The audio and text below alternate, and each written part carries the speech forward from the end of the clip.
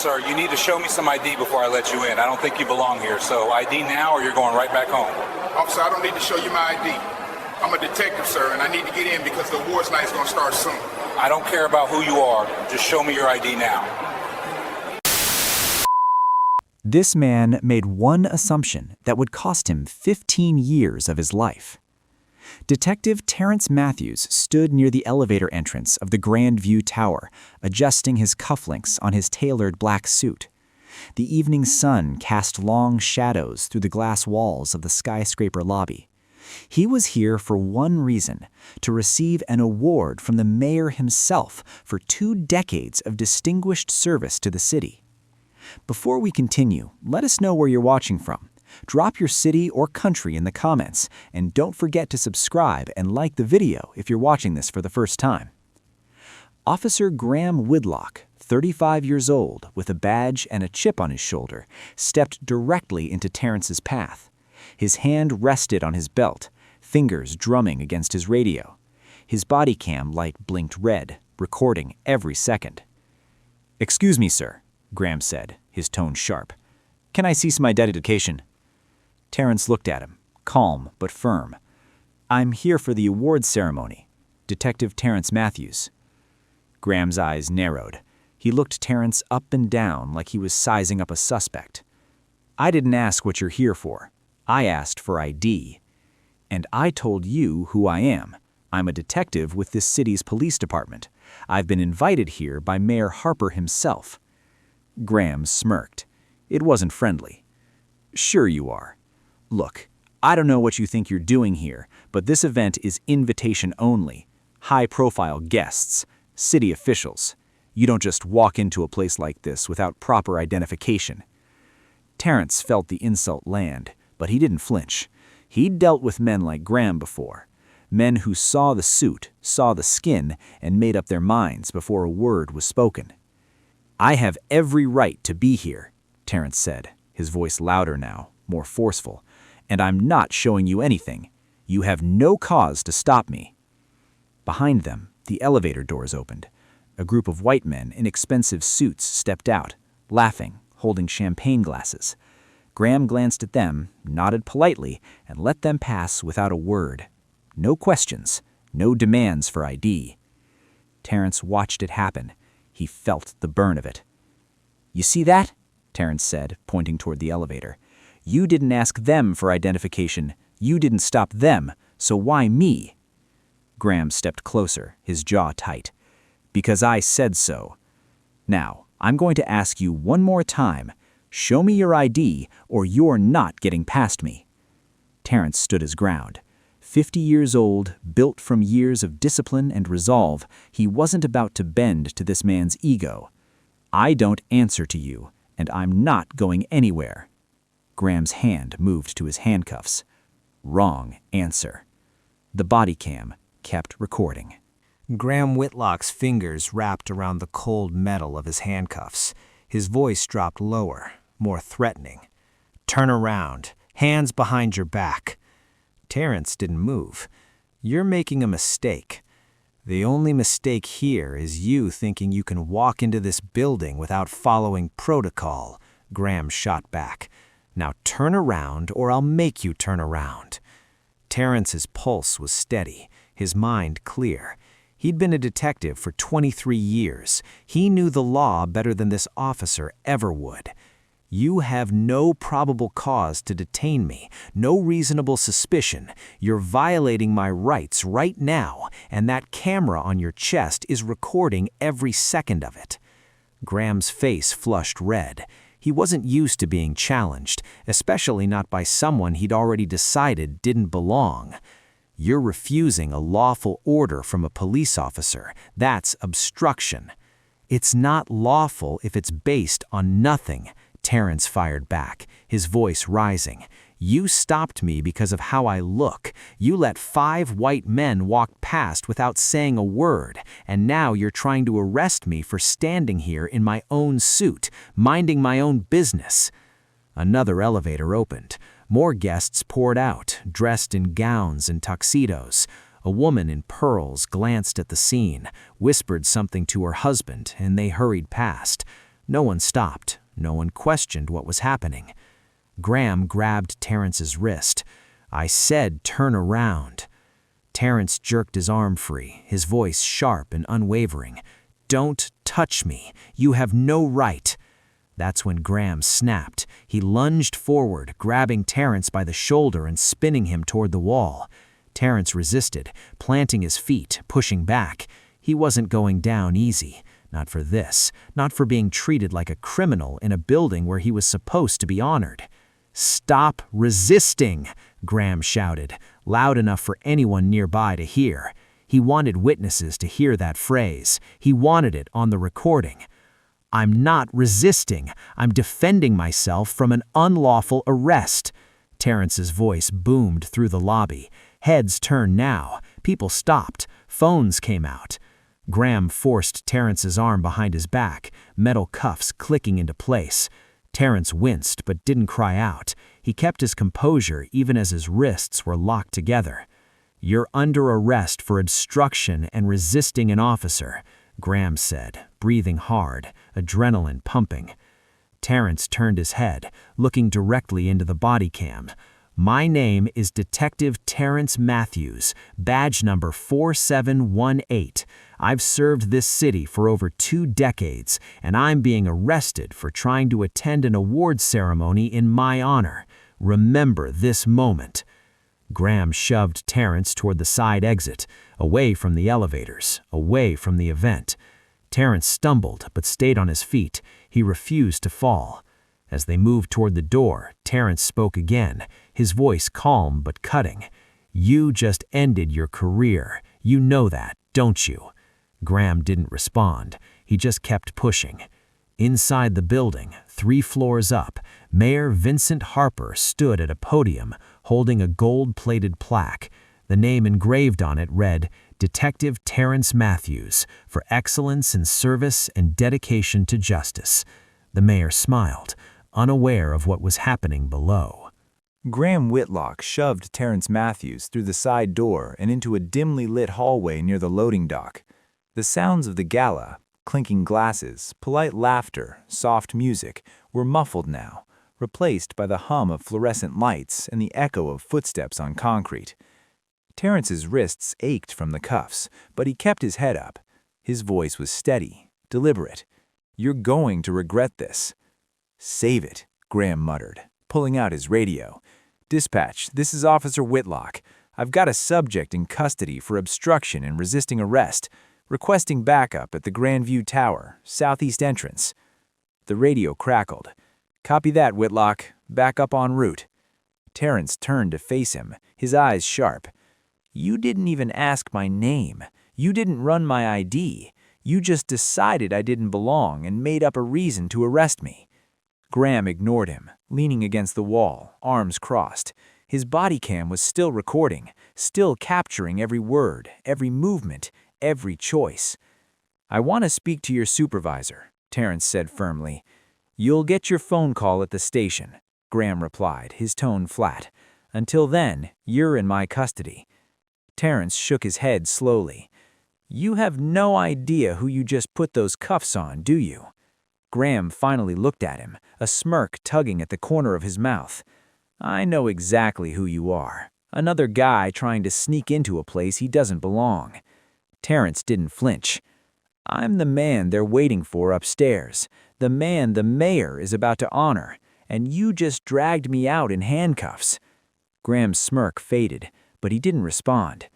Upstairs, Mayor Vincent Harper stood at the podium in the grand ballroom. Crystal chandeliers cast golden light over the crowd of city officials, business leaders, and philanthropists. Most of them were white. The mayor, a distinguished black man in his 60s, adjusted the microphone and smiled warmly. "Ladies and gentlemen, thank you for being here tonight. We gather to celebrate individuals who have given their time, their energy, and their lives to making this city safer and stronger." The crowd applauded politely. Mayor Harper glanced down at his notes. "Our next honoree has served this city with honor and integrity for over 2 decades. He's solved some of our most complex cases, mentored countless young officers, and earned the respect of everyone who's ever worked with him. He paused, letting the words settle. Our next honoree, Detective Terrence Matthews. If you're here, please come to the stage. Silence. The mayor scanned the room, his smile faltering slightly. Detective Matthews? No response. No movement from the crowd. An aide in a headset rushed to the side of the stage, whispering urgently into the mayor's ear. Harper's expression shifted from confusion to concern. He leaned into the microphone. Ladies and gentlemen, please excuse me for just a moment. He stepped off the stage, following the aide toward the exit. In the hallway, the aide spoke quickly. Mr. Mayor, we just got word. Detective Matthews was detained by an officer downstairs. He's been arrested. The mayor's jaw tightened. His voice dropped, cold and sharp. Get me down there now. Back in the loading dock hallway, Graham Whitlock checked his watch. Backup was taking longer than expected. Terrence stood against the wall, his suit jacket wrinkled, his hands still cuffed behind his back. He hadn't said a word in 5 minutes. He didn't need to. The body cam had already said it all. Graham's radio crackled again. Whitlock, this is Sergeant Dalton. Stand down. We're coming to your location. Do not move the suspect. Graham pressed the button. Copy. Standing by. Terrence looked at him, his expression unreadable. You know. Graham's grip on the radio tightened. Footsteps echoed from the stairwell, fast, urgent. The door burst open, and Mayor Vincent Harper stepped through, flanked by 2 city officials and a police sergeant. His eyes locked onto Terrence first, then shifted to Graham. Uncuff him, the mayor said, his voice calm but cold as steel. Sir, this man was... I said uncuff him now. The sergeant stepped forward, pulling the keys from his belt. He uncuffed him, and Terrence rubbed his wrists, exhaling slowly. Mayor Harper walked over, his hand extended. Detective Matthews, I'm sorry. This should never have happened. Terrence shook his hand, his voice steady. It happened, Mr. Mayor, and it was all recorded. The mayor turned to Graham, his gaze sharp. You just arrested one of the best detectives this city has ever had on the night we were honoring him. I want that body cam footage secured immediately. Graham said nothing. His face had gone pale. The body cam footage didn't lie. 3 days after the incident, the video was reviewed by Internal Affairs, the district attorney's office, and finally, the press. Every frame, every word, every moment of bias captured in high definition. The footage started with Terrence Matthews standing near the elevator, calm and composed in his black suit. Then Graham Whitlock entered the frame, his hand already moving toward his belt, his posture aggressive from the start. Can I see some identification? The tone was clear, not a request, a command. Terrence's response was measured, professional. He identified himself as a detective. He explained why he was there, and Graham didn't care. The video showed 5 white guests walking past without a single question, not one. Graham nodded at them, smiled, let them through like they owned the place. But Terrence, he demanded ID. He questioned his right to be there. He treated him like a threat. The arrest was worse. Terrence never threw a punch, never lunged, never acted violently. He stood his ground, yes. He refused an unlawful order, yes. But he never gave Graham legal cause to put him in handcuffs. And yet, Graham did it anyway. When the footage aired on the local news, the reaction was immediate. Protests outside City Hall, calls for accountability, demands for justice. Terrence Matthews sat in his living room, watching the coverage with his wife Angela beside him. She held his hand tightly, her eyes wet with tears she refused to let fall. They're finally seeing it, she whispered. They're finally seeing what you've been dealing with your whole career. Terrence nodded slowly. It took a body cam and a public stage for people to believe it. But yeah, they're seeing it now. On the screen, a reporter stood outside the police department headquarters. Officer Graham Whitlock has been placed on administrative leave pending a full investigation. Sources say the district attorney is considering criminal charges, including false arrest, deprivation of rights under color of law, and official misconduct. Angela squeezed Terrence's hand. Good. He deserves every bit of it. Terrence didn't respond. He just stared at the screen, his mind somewhere else, somewhere between anger and exhaustion. The investigation moved quickly. Graham Whitlock's history came to light. Complaints from other black citizens, reports of aggressive stops, a pattern of behavior that had been ignored, excused, or buried under paperwork for years. This time, there was no hiding it. The district attorney, a sharp woman named Rebecca Stiles, held a press conference 2 weeks later. She stood at a podium, her expression firm. After a thorough review of the evidence, including body camera footage, witness statements, and Officer Whitlock's personnel file, my office has decided to pursue criminal charges. Officer Graham Whitlock will be charged with deprivation of civil rights under color of law, false imprisonment, and assault under the authority of his position. She paused, letting the weight of the words settle. Detective Terrence Matthews is a decorated officer who has served this city with honor for over 2 decades. What happened to him that night was not an isolated incident. It was a violation of his rights, his dignity, and the public trust. We will hold Officer Whitlock accountable. The courtroom trial lasted 3 weeks. The prosecution presented the body cam footage frame by frame. They called witnesses who saw the arrest. They brought in experts on police procedure who testified that Graham had no legal grounds to detain Terrence, let alone arrest him. Graham's defense tried to argue that he was following protocol, that he had a right to ask for identification, that Terrence's refusal to comply justified the arrest. But the jury saw through it. They saw the 5 white guests who walked past without question. They saw the lack of probable cause. They saw a man with a badge abusing his power because he could. The verdict came back in less than 4 hours. Guilty on all counts. Graham Whitlock sat in the defendant's chair, his face blank, his hands folded on the table in front of him. When the judge read the sentence, 15 years in federal prison, his head dropped. Terrence Matthews sat in the back of the courtroom, watching. He didn't smile, he didn't celebrate. He just exhaled, long and slow, like he'd been holding his breath for months. Justice had been served, but it didn't erase what happened. It didn't undo the humiliation, the anger, the violation of being treated like a criminal in a place where he was supposed to be honored. The city settled with Terrence shortly after the trial. $600,000, an apology from the police chief, policy changes, mandatory bias training, reforms that should have been in place decades ago. Terrence took the settlement, but he didn't feel victorious. He felt tired. Angela asked him one night as they sat on their porch, "Do you think it was worth it, fighting back the way you did?" Terrence thought about it for a long time. Then he nodded. "Yeah, because the next black man who walks into that building shouldn't have to go through what I did. If my fight makes that less likely, then it was worth it." 6 months after the trial, Terrence Matthews stood in front of a room full of young police cadets at the academy. He'd been invited to speak about professionalism, integrity, and what it truly meant to serve. He didn't sugarcoat anything. "On the night I was supposed to receive an award from the mayor, I was arrested," he began, his voice calm but firm. "Not because I broke the law, not because I was a threat, but because an officer looked at me and decided I didn't belong." The room was silent. Every cadet hung on his words. That officer is now serving 15 years in federal prison. His career is over. His life is changed forever. And why? Because he let his prejudice dictate his actions. Because he saw a badge as a license to control people instead of serve them. Terrence paused, looking around the room. "Some of you will face situations where you have to make split-second decisions. I get that.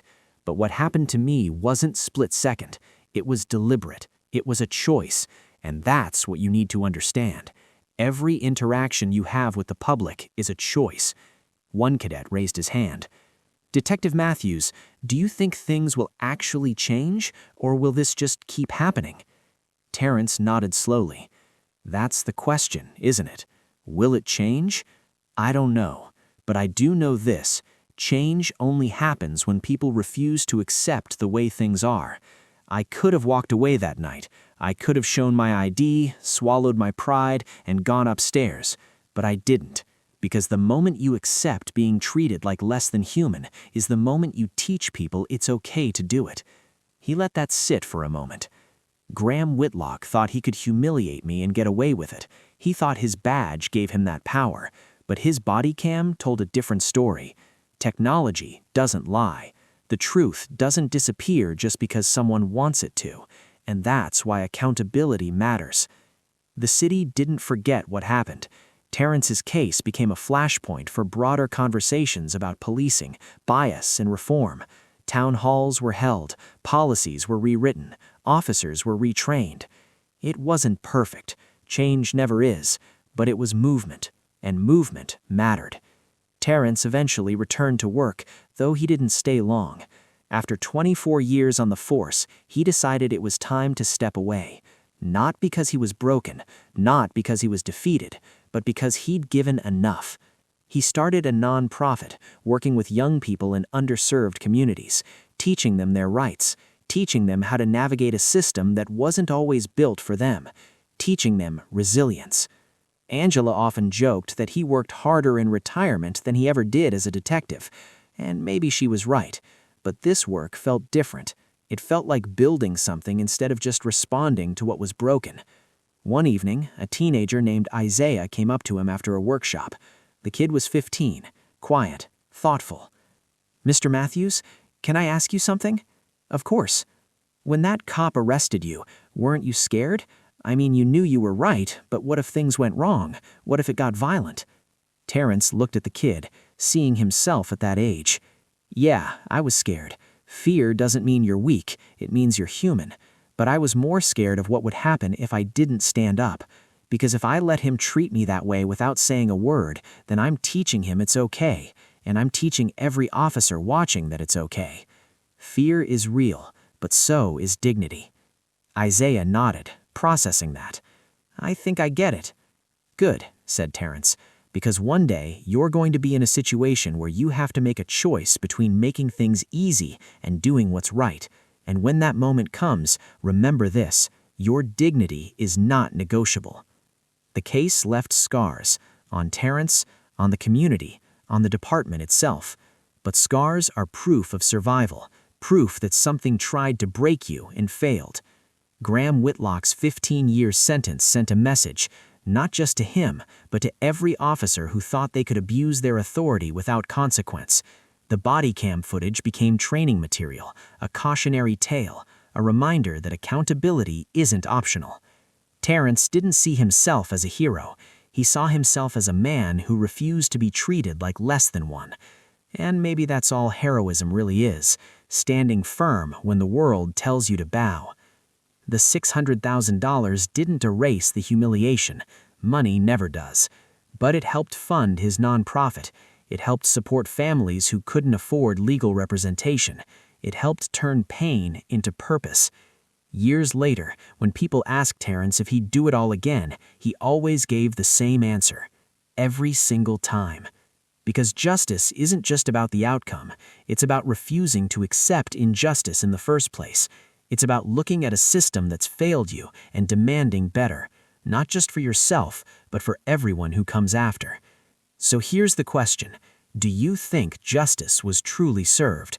Could 15 years ever balance the scales for what happened that night? And what would you have done if you were standing in Terrence's shoes? Drop your thoughts in the comments below. And if this story made you think, hit that like button and subscribe. We bring you real stories about real people every week.